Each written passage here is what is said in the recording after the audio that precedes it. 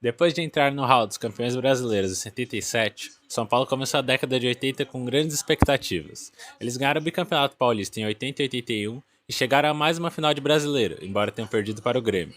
Então eles começaram a investir na base, juntaram jovens talentosos com estrelas consagradas do time, como Dario Pereira, Oscar, Falcão e Pita, transformando São Paulo em um time fortíssimo entre 85 e 87. Com velocidade, dribles desconcertantes e muitos gols, eles ganharam mais dois estaduais, 85 e 87, e o épico Campeonato Brasileiro de 86, especialmente graças ao talento de Careca, um dos maiores centroavantes da história do futebol brasileiro e potencialmente o maior da história do São Paulo. É hora de relembrar um dos times mais emblemáticos do São Paulo e a semente do super time dos anos 90. É hora de falar dos Menudos do Morumbi.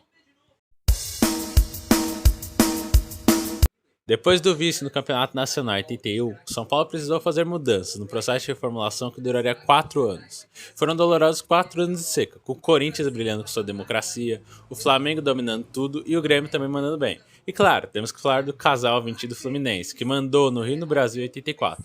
Foi nesse ano de 84 que São Paulo contou com o técnico Cilinho para dar uma turbinada no time.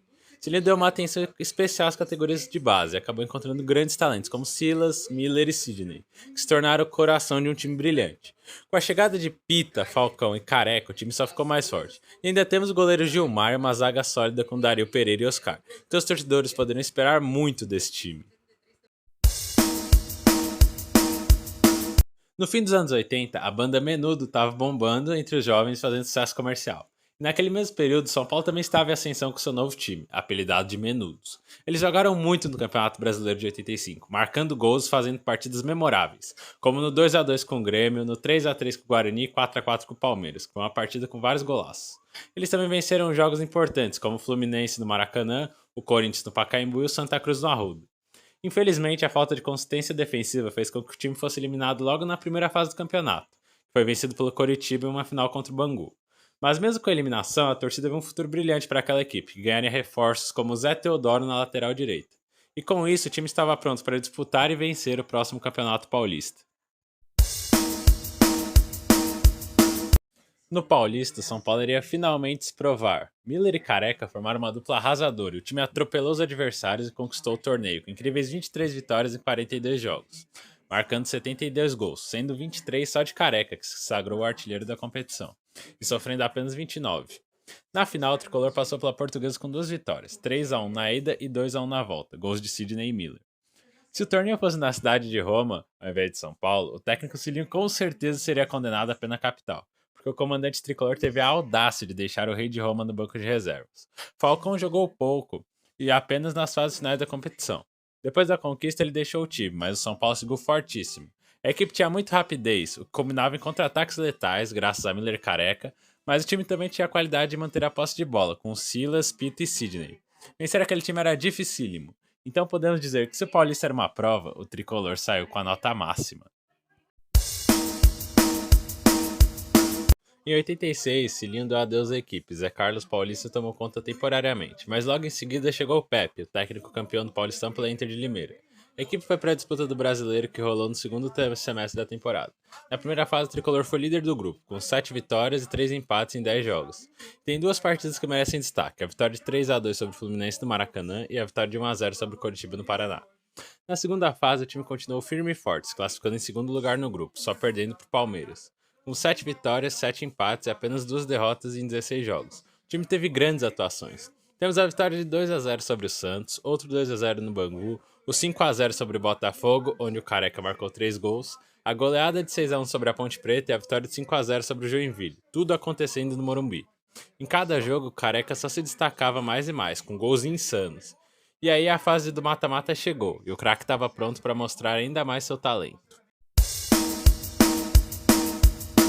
Nas oitavas de final, o tricolor enfrentou a Inter de Limeira, uma equipe perigosa e surpreendente que era campeã estadual na época e a primeira do interior a ganhar o Paulistão. No primeiro jogo em Limeira, o time venceu por 2 a 1. Na volta, no Morumbi, Silas com 2 gols e Careca garantiram a vitória de 3 a 0 e o São Paulo avançou para as quartas. Na próxima fase, o time teve de enfrentar o Fluminense de novo. No primeiro jogo no Maracanã, os cariocas venceram por 1 a 0, mas na volta no Morumbi, Careca e Miller marcaram e garantiram a vitória de 2 a 0 para o São Paulo, colocando o tricolor na briga pelo bicampeonato. Na próxima fase, o time enfrentou a América, outro carioca que chegava pela primeira vez entre os 4 melhores do Brasil. No primeiro jogo, no Morumbi, o tricolor venceu por 1 a 0, com gol de Careca, claro. Na volta no Maracanã, o São Paulo empatou em 1 a 1, com outro gol de Careca, só para variar um pouquinho. Isso classificou para mais uma decisão nacional. O adversário seria o Guarani, com jogadores como Ricardo Rocha, Marco Antônio e Evair, aquele mesmo do Palmeiras dos anos 90, e João Paulo. A final do Brasileiro de 86 foi uma partida histórica, com o Guarani de Campinas tentando superar o forte time de São Paulo. Embora já tivesse havido uma final entre times paulistas antes, em 78, essa foi ainda mais intensa, já que ambas as equipes eram muito fortes.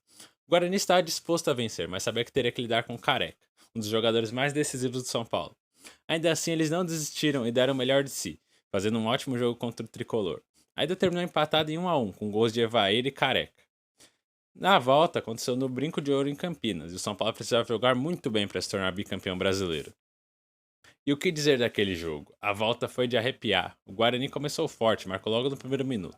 Mas o São Paulo não desistiu e logo empatou. O jogo foi uma verdadeira batalha, com o Careca tentando de tudo para levar o tricolor à vitória. Mesmo com o empate, o time não baixou a guarda e foi para a prorrogação com tudo. Lá, a Pita coloca o São Paulo à frente, mas o Boiadeiro empata logo depois. Aos 107, um golpe atinge o tricolor do Morumbi. Após uma falha de Wagner Basílio, João Paulo vira o jogo para o Bugre, mas o São Paulo continuou lutando. E então veio a jogada mais incrível da noite, talvez a mais incrível da história do Clube da Fé. Aos 128, depois de várias paralisações e acréscimos, Wagner, mesmo que havia falhado no terceiro gol, tem que arrumar um jeito de colocar a bola dentro da área. Ele quebra, mas não na direção de Careca, sim na de Pita, que apesar de não ser um grande cabeceador, consegue uma casquinha que coloca a bola na área bugre, o que foi o maior azar da história deles. Pois lá estava não só um grande centroavante, não só o melhor jogador daquele campeonato, mas uma lenda. Careca recebeu e de primeira acertou um chute poderoso, estufando as redes do goleiro. Ninguém conseguia acreditar nos próprios olhos. São Paulo conseguiu um inacreditável empate e sagrou aquela partida na final mais emocionante da história do Campeonato Brasileiro. Ali, Careca registrava seu gol de número 25, se isolando na artilharia do torneio e entrando de vez para a história do São Paulo. O juiz apitou o final de jogo. O campeão seria conhecido nos pênaltis. Quem começaria cobrando era Boiadeiro, o herói do Guarani no tempo normal, mas não naquela disputa, pois ele bate e Gilmar pega.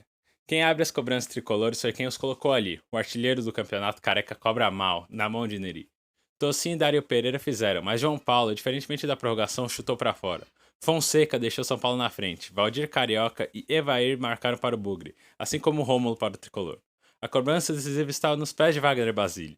E que dia para Wagner Basílio, que poderia acabar de vez com sua carreira no tricolor do Morumbi ou entrar para a história do clube para sempre. Tudo dependia daquele pênalti. Ele bate rasteiro. Sérgio ainda toca na bola, mas não deu para ele. 4 a 3 para o tricolor. O Brasil era vermelho, preto e branco pela segunda vez na história. Os menudos do Morumbi chegaram ao topo do pódio com estilo. Em 34 jogos, 17 vitórias e apenas 4 derrotas. Eles marcaram 62 gols, o melhor ataque da competição, e sofreram 22. A torcida São Paulina de Campinas explodiu de alegria com a consagração dos menudos. E claro, não poderíamos deixar de destacar o grande campeão, o nosso capitão Careca, que foi o grande destaque da conquista.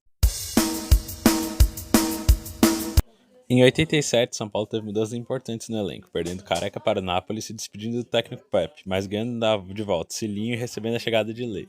O ano foi um misto de emoções para o tricolor, já que na competição de nível nacional brasileiro eles tiveram uma boa performance, mas foram prejudicados por decisões arbitrais e acabaram ficando de fora da fase de semifinais.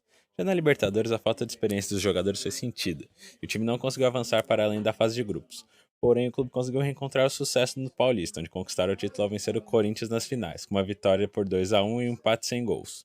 Era o segundo título tricolor na competição em apenas 3 anos, mostrando a força da equipe e seu sucesso contínuo na região. Após o título estadual de 87, São Paulo começou a passar por mudanças e dificuldades. Vários jogadores importantes deixaram o time, o treinador Cilinho teve problemas com a equipe e a torcida. Porém, em 89, Raiz chegou e, ao lado de Tele Santana, começou a escrever uma nova história no clube. Antes disso, foi a Turma Jovem, conhecida como Menudos, que deu esperança ao São Paulo. Eles jogavam com muita paixão e música e proporcionaram momentos inesquecíveis de conquistar os clubes, consolidando como um dos maiores do Brasil, uma equipe imortal e querida pelos torcedores. Vocês já ouviram falar do mito Gilmar? Esse cara foi a escolha certa para proteger as traves do São Paulo. Ele era incansável, sempre pronto para uma defesa heróica, como uma de sorte que poucos tinham. Além disso, ele adorava conversar e provocar o adversário, que só aumentava ainda mais a sua personalidade. E não é só isso, ele foi fundamental para a conquista do Brasileiro de 86. Ele foi o melhor goleiro desde Valdir Pérez e deixou sua marca na história do clube. Zé Teodoro entrou com tudo na lateral direita do São Paulo, deixou sua marca. Com uma pegada forte na marcação e até tendo momentos de artilheiro, Ele conquistou a torcida e se tornou um titular questionável por anos, até a chegada da lenda Cafu. A história de Wagner Basílio no São Paulo seria bem diferente se ele tivesse perdido aquele jogo na prorrogação, já que cometeu um erro feio no gol do Bugre. Mas ele se redimiu jogando a bola que resultou no gol de Careca, que empatou o jogo em 3-3 nos pênaltis, quando marcou o gol que deu o bicampeonato ao tricolor. Embora não fosse tão eficiente quanto Oscar, ele conseguiu se sair bem na hora H, até mesmo como lateral. Na década de 80, Oscar era um dos monstros. Ele formou uma dupla inesquecível com o Dario e ajudou a conquistar o título paulista em 85. Mas com o passar dos anos a idade começou a pegar, ele acabou deixando a posição para Basílio Adilson e teve que deixar o clube. Adilson foi incrível, ele conseguiu superar o veterano Oscar com suas excelentes jogadas ao lado de Dário Pereira. Foi de ganhar duas vezes o Paulista e o Brasileiro em 86 e saiu do time, mas voltou no início dos anos 90 e ganhou títulos ainda mais importantes, como a Libertadores e o Mundial em 92. Fonseca fazia a boa como lateral ou zagueiro, sem se preocupar com jogadas extravagantes. Ele teve uma participação importante na final do Brasileiro de 86, marcando dos gols na decisão por pênaltis. Além disso, ele também venceu os Paulistas de 85 e 87 jogando pelo tricolor.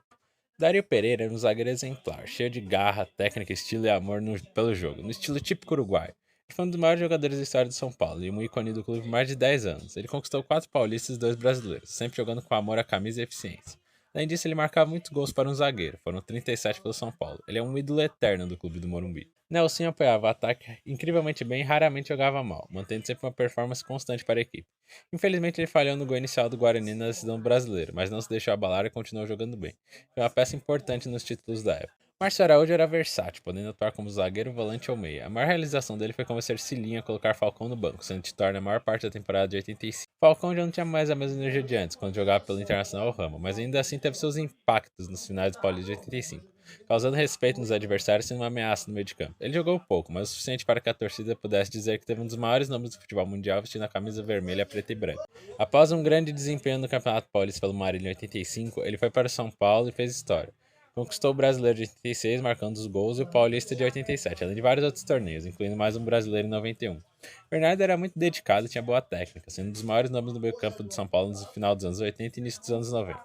Silas era quem movimentava o time, passava com precisão para Miller e Careca, ajudava a marcação, se mexia bastante e driblava demais. Não estava tão bem, mas ainda assim marcava vários gols.